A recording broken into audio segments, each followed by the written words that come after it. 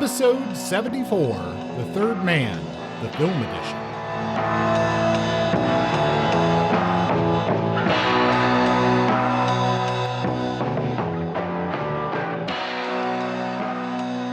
Welcome back, Point Blank listeners. My name is Kurt, and joining me, as always, here's Justin.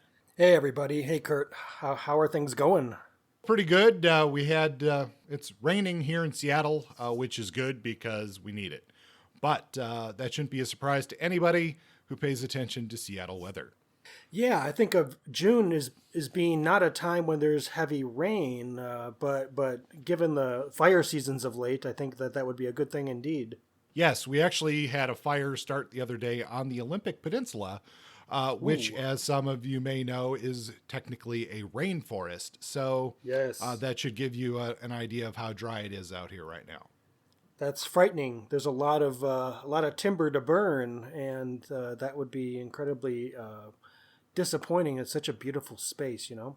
Well, Justin, it's all fine, just fine. Yay. Happy endings. And we're here today, yes, to escape the talk of forest fire and talk about The Third Man. I feel like I always forget to do this, Justin, or maybe we don't do this enough, but I'm just going to remind if you're a new listener, you've just stumbled upon this show. First of all, this is the second part of really two episodes that work together.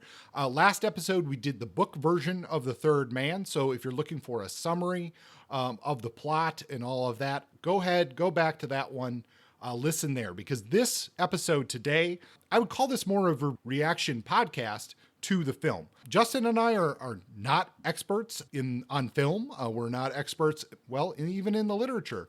What we do here is we have a podcast where we are engaged fans of crime fiction and the related fiction, and we talk about our reactions to this media. And a lot of times it's approaching classic works with a fresh set of eyes, and that's what we're going to do today with The Third Man film. Well said, Kurt. I agree with that. In the past, we've certainly not wanted to brand ourselves as some kind of film reviewers or film critics. We're not attempting to do that in any way. Our emphasis is far more on the books themselves. The novella by Graham Greene we talked about at length, and this film I was so happy to finally rewatch it after I haven't seen it in like 10 years. It's incredible. It's a great film. I'm just going to say it. It's a beautiful film, and I can't wait to chat about it and get your impressions, Kurt. Oh, good. Well, I think it's a great film too, and I'm really eager to talk about it. It's been even longer for me since I watched it. Yes, again with that plot summary, this is the closest book to film version I don't know, maybe anybody has really done. So, well, let me rephrase that. This is the closest book to film version that we've covered on this show. So the book synopsis from last episode is really going to give you everything you really need to know about the film. But if you haven't watched it, do so. If you're a fan of film at all, this is worth a watch. But before we get into the actual film itself, I just wanted to take a minute and do a little bookkeeping here with the show. And that is just to acknowledge that, first of all, Justin and I have not had the release schedule really ever, but especially lately that we maybe want to or should have or what have you. There's a lot of reasons for that. Just as a personal example, in the last month, I have finished my last quarter of classes for graduate school, started a new full-time job, and we are currently moving out of our apartment and onto our boat full-time. So a lot on my plate. I know Justin is also very busy, but this podcast, unfortunately, just falls to the back burner with current demands. Yeah, it's been, an unfortunate situation we've faced as podcast hosts. We just have been sort of preoccupied by other life events and distractions, and most of them quite valid and important. So it's just something that we have to accept, and we've tried to simplify our approach to the podcast, and so far so good. So we'll see where we go from here. Given the situation that we both have, is one thing that we're going to do right now is we are going to take a true summer break here. So we're going to get this episode out, and then we're going to take a full 3-month break, at least from the show. So don't expect anything in the feed. And then what Justin and I are going to do is just reevaluate how we want to do the show. One of the things that we really want to concentrate on is doing things that are exciting for us. The one promise that I want to make to the listeners is that should we decide to not do the show in the future, we will have at least one episode that tells you that and is kind of a celebration of what we've done on the show. So we're not just going to ghost you as podcast listeners, is what I'm trying to say. Stay connected to the feed, and we will be back in some form after the break. That's right. It's us facing our reality and at least planning ahead for it. So in the meantime, we got this one episode before some rest. I know I have a big surgery coming up, so I'm happy to have this break at this point, and I'll need it for recovery and just for other things. I'm suddenly obsessed with playing online chess. I've never been a chess player. I've always thought, man, that would be something I'd like to learn one day, but I never really took any time or effort. And now at age 46, I'm falling deep into it, and that's been very fun. So it's a great distraction, especially given the impending big surgery I'm about to have. It's nice to have something to do with my brain that isn't familiar, and somehow I just don't have the desire to read as much these days, and I like to see that restored, that energy and excitement eventually. I've gone through these phases before, but right now I'd rather stare at a YouTube video about chess than read a crime fiction book, and that's just the way it is sometimes. So what I'm hearing from you, Justin, is that when we return, we'll be doing a podcast called Checkmate. Justin and Kirk explore chess fiction. Yes, we're gonna conflate checkmates and very well plotted murder scenes from famous books, and we're gonna see how those two things correlate. Excellent. Well, speaking of a game of perhaps cat and mouse, we should really get into the film for today, which is The Third Man, the 1949 British film noir that is an absolute classic. I mean, I don't think anybody can really deny that. Oh, not at all. I mean, Carol Reed as director, just incredible. Orson Welles, tremendous. We have Joseph Cotton and Alidi Valli, who play critical roles. And then we have Trevor Howard playing Calloway. Not to mention two other non-character characters, that zither score, the soundtrack. Done by Anton Karas. The guy who did that zither score he was a Nazi. He might not have been a principled Nazi, activist, but he served in the Wehrmacht German army during World War II. That was a little shocking to hear or to learn, but nonetheless, that zither score was sort of a key moment, and it was Carol Reed, the director, who saw him playing the zither in some like Vienna club, and he said, "You're going to do the score for my movie." And the guy, he didn't even want it. Karas was not interested in the limelight or in being the center of attention or anything like that. But he ended up doing the zither score. And the other character that I think we're going to talk a lot about is Vienna, post-war Vienna. How incredibly important the city itself, all just the rubble and the destruction and the black and white sort of crumbling edifices. Just incredible player in this film, almost as important as Orson Welles himself. Yeah, those are really good points. And one thing I will say, maybe as a redeeming or punishment for his, a very small punishment for his participation in the war, that zither player was made to play the score under a table because the sound resonated more closely to what was originally heard in the cabaret, I guess. Oh my God, that's funny. Yeah, under the table. So, pay no attention to the Nazi under the table. Yeah, exactly. That should have been the sequel. The Nazi under the table. It sounds like a what's his name? That fiction writer. It sounds like a John le Carre work. You're right about the fact that, boy, does the score do a ton of work here. Most of this, if not all of it, was filmed on location, right? In Vienna. I know you can still go to Vienna and tour the part of the sewer that where this was shot. I have so many notes where I just was like, listen to the score, look at the cinematography, look at what's going on in the background of this film. And I think what's interesting here, just going from this book to film, first of all, is, well, we talked about last time how the book was written as a treatment for the film. It was always, or that was the idea, is that novel was going to go directly into a film. And the film is really the finished story, which is, I feel like, a pretty unique situation when it comes to the typical book to movie transition. You don't really, I personally can't think of too many examples of that. Here, hint, hint to Hollywood, who's currently dealing with the writer's strike. Look at how well this film worked out when the studio and the director worked so closely with the original writer. Yeah, it's not a shock, but it is uncommon. I would agree. I think the only other example that stands out to me is Cormac McCarthy's No Country for Old Men. Rest in peace, Cormac McCarthy. He just passed away this past week at the age of 89. But if you read the novel itself, No Country for Old Men, you'll see that it reads more like a screenplay than anything he's done in his literary career, and there's a reason for that.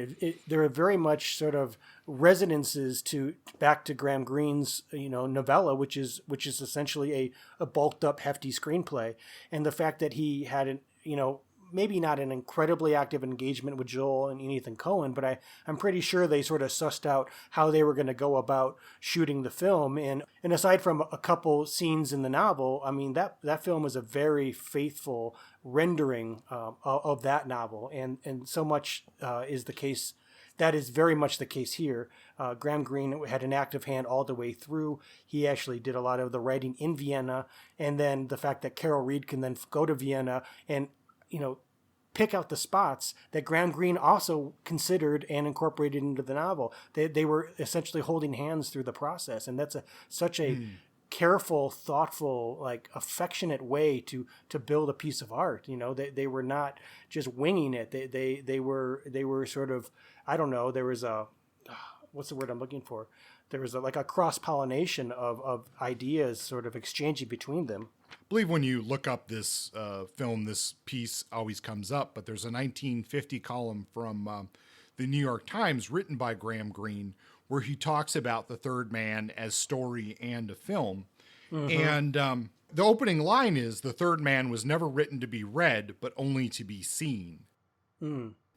As he goes on to say in this article, basically what he's saying is that the story is better because of the collaboration in the film, and that the film is really the true version of the story. And I think that really plays out. I wrote down, and it's another thing I wrote down multiple times while watching this, is that how compelling this film is, even though I know how it's going to end. There's so much like just nuance to the performances and the cinematography and just the visuals of the film that it brought me back in every time. So what a great film. Yeah, I mean, other than missing out on the zither score, I can watch this film on mute and get a lot from it.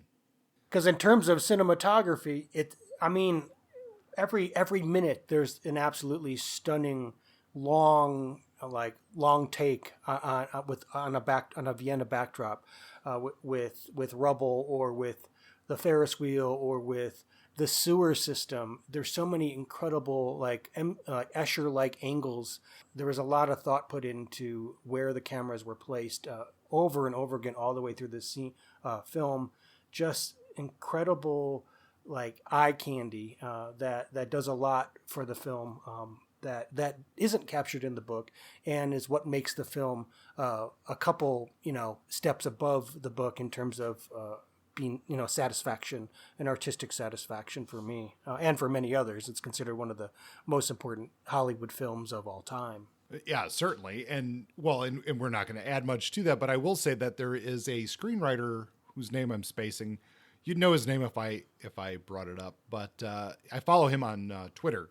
And one of the things he's been talking about a lot on Twitter lately is just the loss of how, particularly in the period between World War II and sort of into the 80s, how many good cinematographers there were, and how many of the best films don't waste shots, and comparing that to modern films that waste, in his point of view, waste a lot of screen time and also spend like action and detail in places where it's unnecessary. And I was thinking a lot about that while watching this. And I was just like, it was really blew me away how all these things flowed together. And I know a lot of people who follow film will talk about this particular scene, but especially two scenes for me. One is, this is the part where right before Holly in the film, right before Holly is going to actually see Harry for the first time, he's in Anna's room, and there's the cat, and she says something to the effect of, well, the cat only ever liked Harry, and the cat runs out the window. Yes. And then we see the cat going down the street, and it turns into a darkened door, and it's at someone's feet. And then, you know, eventually we get the reveal that that's Harry. But what a great, like, you know, flow of scenes right there. And then the other one is when Holly is accused of killing the porter. And this little kid in German starts calling him out as he's the murderer. And then there's this sort of like weird little street chase scene where this little kid is like, murderer, murderer, murderer, and following Holly around. And that was just a great sequence as well, with the shadows and the light. What an incredibly stressful like scene. I felt the tension. I felt the fear, the confusion. A lot of the German was not subtitled, so you get a disorientation that is similar to what Holly Martin's The American is experiencing. He knows that they're saying shit about him. He doesn't understand exactly what it is, so we have to rely on facial expressions and body language, and then he realizes, oh shit, this is not good, and he's got to make a break for it. And that was an incredible scene. It really, when they show the child rounding the corner from behind a building and casts a massive shadow on a wall. It's almost like how children see a shadow of somebody and it gets projected and it looks like a monster, and it fills us with a sort of a fear that goes the deeply instinctual fear. And that's what Holly Martin's experiences with this child and the lighting. Just really great shot. And that's one of like 5 incredible moments in this movie cinematographically. Yeah, I guess they when they were filming, they had these water trucks or fire trucks or something, and they were spraying down the streets and the buildings and stuff to give it that rainy, glossy look. Yeah, how noir is that? That's such a that sort of slick street, shadowy, smoky. Like, I mean, this movie, while the book itself wasn't necessarily following our definition of noir, meaning the definition that we've sort of stuck to when talking about noir pieces of work. For one, it has a moderately happy ending. The movie is far more committed to that sort of, it's Italian neo-realism, but it's also a strong sense of the noirish sensibility, the light and shadow, the grimness, the sort of human existentialist kind of sort of zeitgeist vibe all the way through. And then it ends on a somber note, on a note of dissatisfaction for our main character, which is such a brilliant, like, just a genius move. And I'm so glad that Carol Reed insisted on this movie ending on a negative note, even though Graham Greene was not on board at first. He later on, he realized that Carol Reed had made the right decision, but he wanted Graham Greene wanted to end it on a bright note. The guy gets the girl at the end, and Carol Reed said, that's not how this is going to play out. That's not going to work. And he was so right on. Yeah. And if you remember last episode, I kind of took issue with that love story in the book. And it really, as depicted and has performed by the actors in this, it's much more, I don't want to say believable, yes, but like acceptable. Like it just works a lot more. Like it's more like he's got this weird little crush on her, but it's not quite like it is in the book. And I think that really worked well.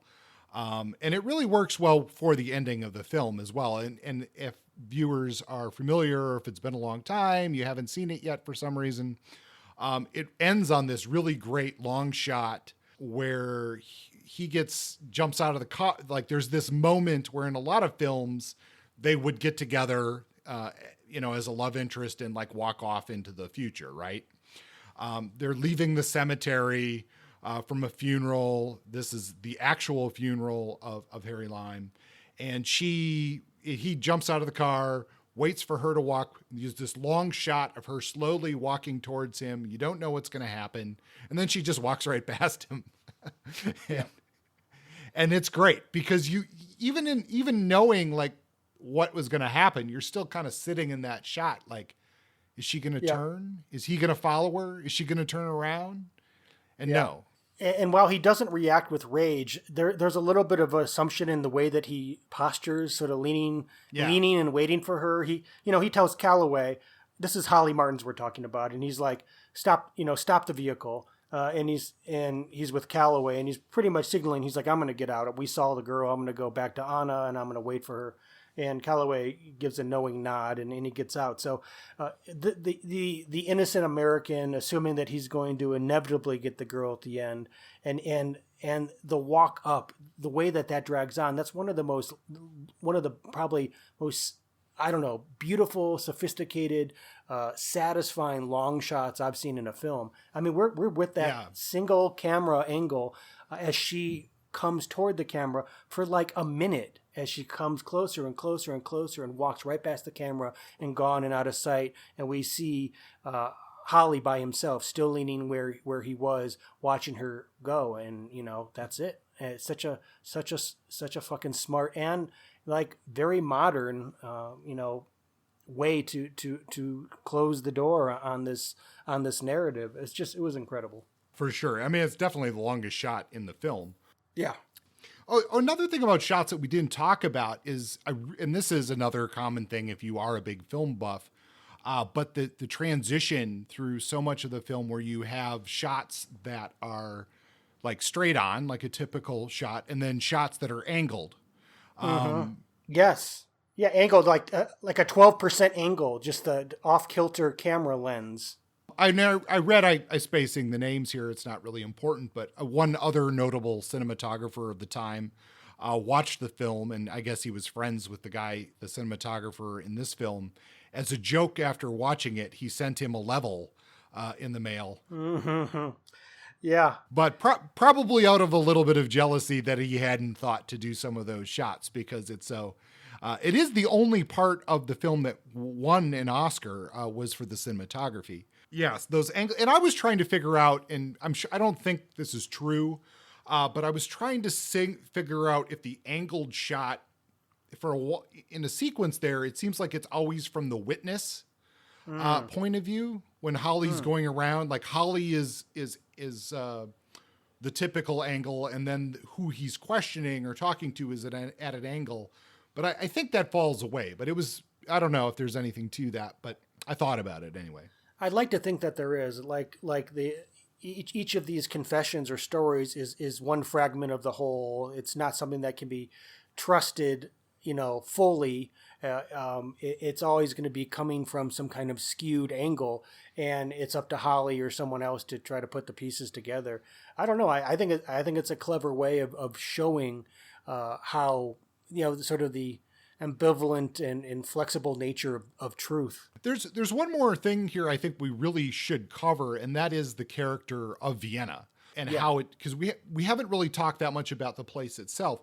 But before we get into that, I did want to just sort of put us into a historical context again and bring up some things that we've mentioned on previous episodes. Sure. And that is, so the film comes out in 1949. It's obviously very close to the end of World War II. I didn't look this up, but I'm guessing, let's say it was probably shot in 48 at that time. So this is just a couple years after the war. As we've mentioned before in the show, I'm really fascinated with this particular time of sort of truth-telling in the post-World War II to like sort of just after the beginning of the Korean War era, where we see more realistic depictions of what happened during World War II before it became sort of an issue of propaganda during the Cold War. And also this is a British film, so it is a little bit of a different point of view. But seeing seeing Vienna in its post-war state is really striking, as is the whole theme of the black market and ultimately this penicillin thing, which is quite dark, really. We're talking about kids who had their basically their brains altered by bad drugs, and they're going to be scarred for life from this.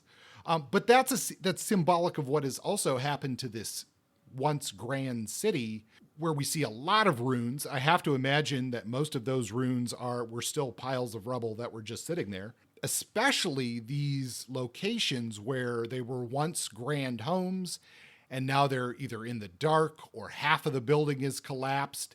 And this contrast between decadence and ruin. Yeah, sort of like the collapse of Rome. And I mean, of course, Vienna and Austria, the Austro-Hungarian Empire, this was a place of great wealth and sort of the center of a certain sort of civilized space that's been utterly devastated. And the devastation, they're not attempting to skirt any of it or to glamorize the space in any way. It's very stark realism, and I'm not sure how many films have been able to pull off capturing a city in the wake of war in such a incredibly honest way. I mean, how many other wartime films have been made or just post-war that have put a city on the map or a place on the map in a similar fashion? I can't think of any off the top of my head. There's a couple floating around in my head, but it's rare. Sure. I can't picture names. I can think of a couple of sort of obscure films that cover the war in Yugoslavia post that war. But that's about it. I mean, I guess you have to have a combination of a recent war where there's also certain level of stability to actually film there. Yeah. And that's going to be and that's kind of depicted in this film, that struggle, that sort of collapse of power and what happens in those spaces. Of course, we're not saying that Vienna is in a post-war state of order. It's still disorder, corruption, lots of tension between the four powers. We're looking at France, England, the U.S., and the Soviets. And you get some of that here for sure in the film.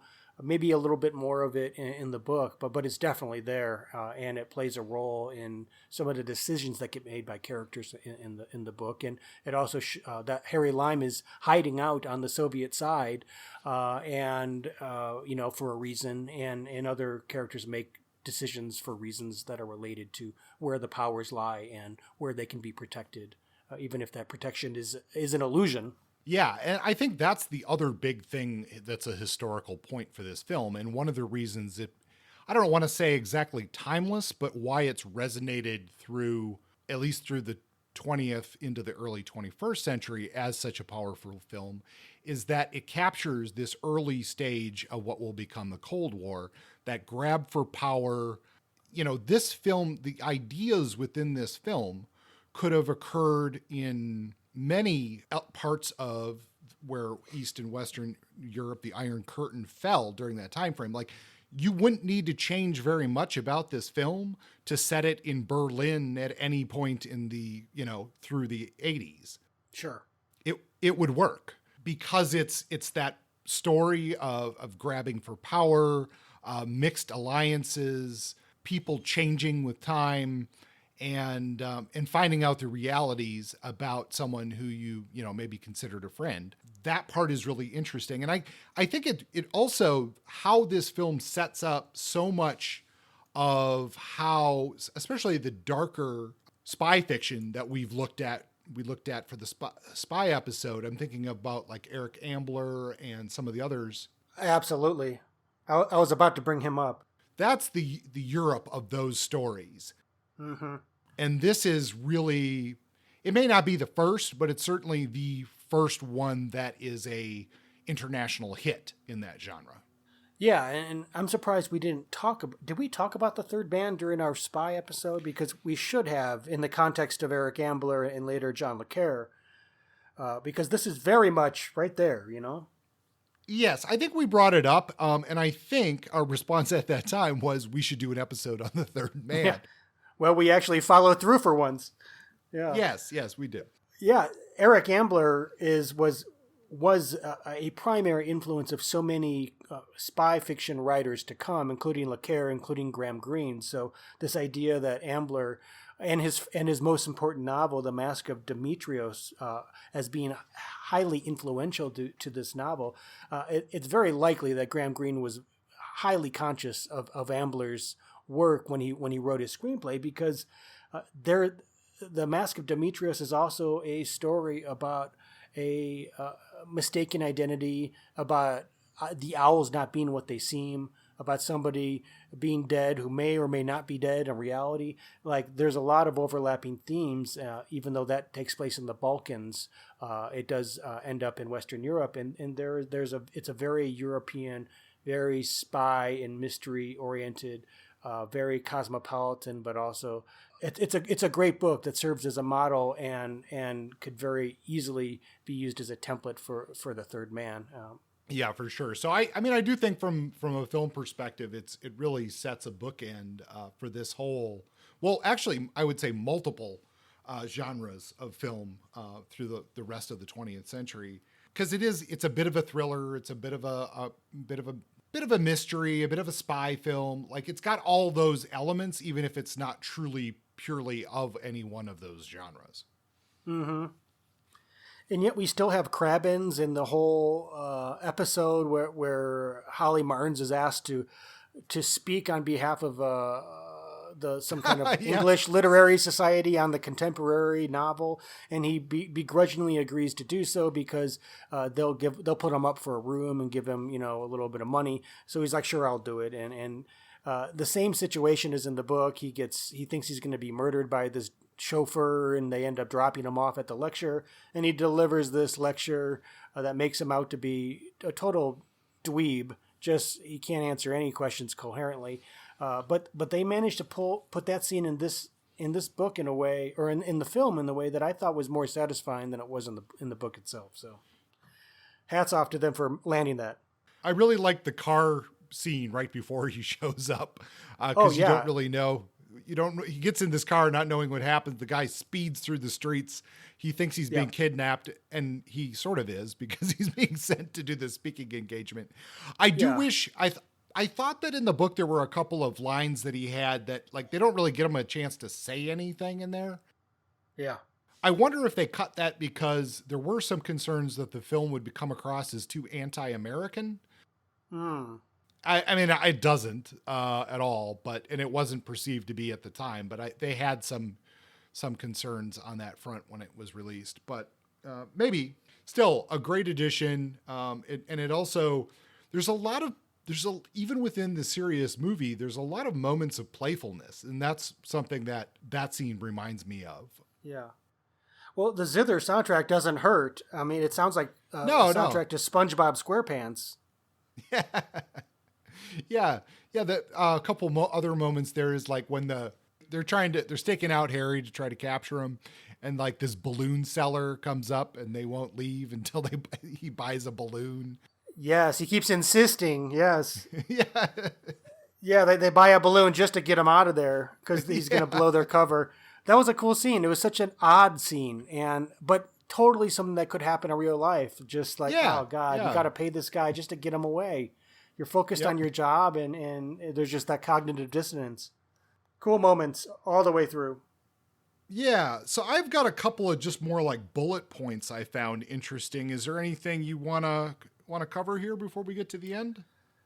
I don't think so. I think for those of you who are interested in sort of the origin of this type of faked death spy story, I highly recommend reading Eric Ambler's The Mask of Demetrios. It's for sure. It's an incredibly critical early text in modern spy fiction, so strongly recommended. But otherwise, I don't have any big things to say about this that we haven't already discussed. We could talk about it glowingly, but I don't have anything in particular. Okay, well, I've got 2 little points. These are just observations. One, I thought it was really interesting in the film that it's the soldier who I'm not sure if I caught his rank, but I'm guessing he might be supposedly a sergeant.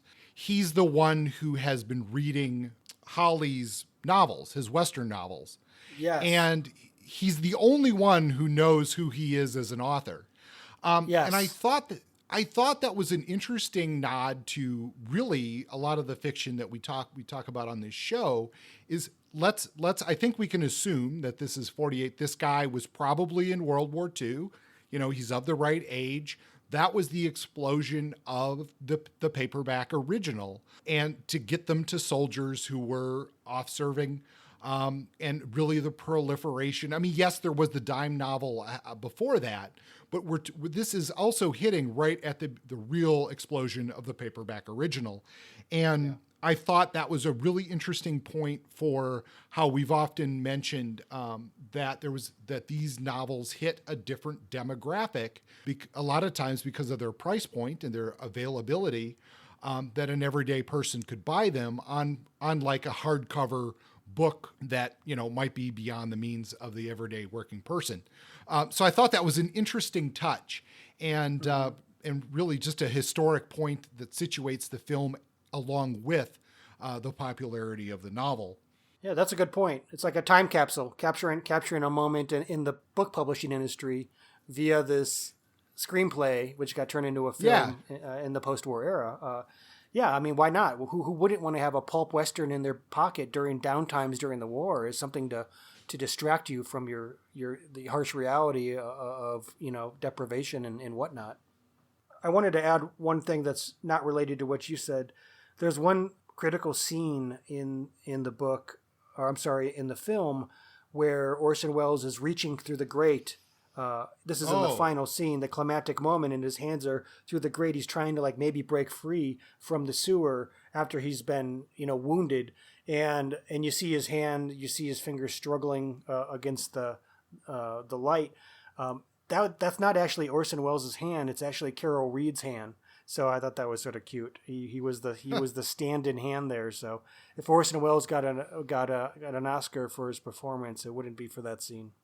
I mean, there's a reason why people are still going on a tour of the Vienna sewer to see part of where that whole sequence was shot. Yeah, it's really well done. It's confusing in the right way to the viewer, as it would be for someone running around that sewer. And that hand, you could almost cut the film right there. Like, I guess if it was probably a French film or something, it probably would have cut off. Yeah, leave you guessing. But I'm glad they do wrap it up, because that ending is pretty satisfying. What a great film.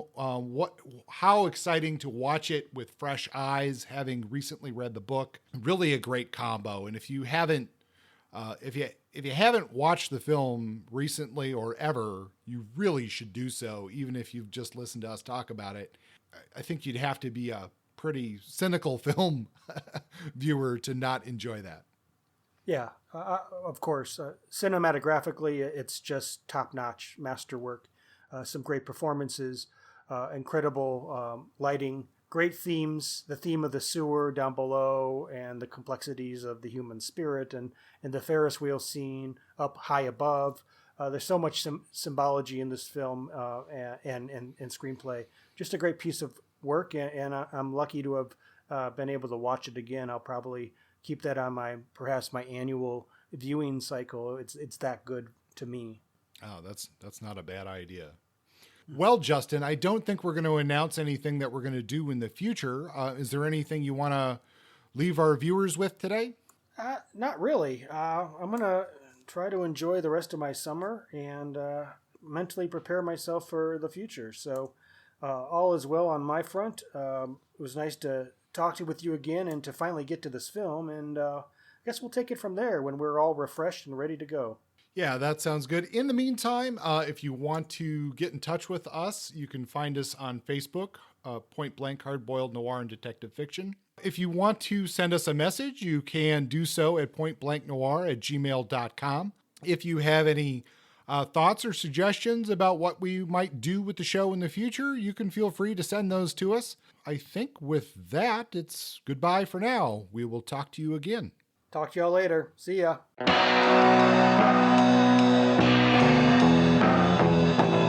Point Blank is under a Creative Commons license. Music is by Justin. Copywritten works are property of their respective holders.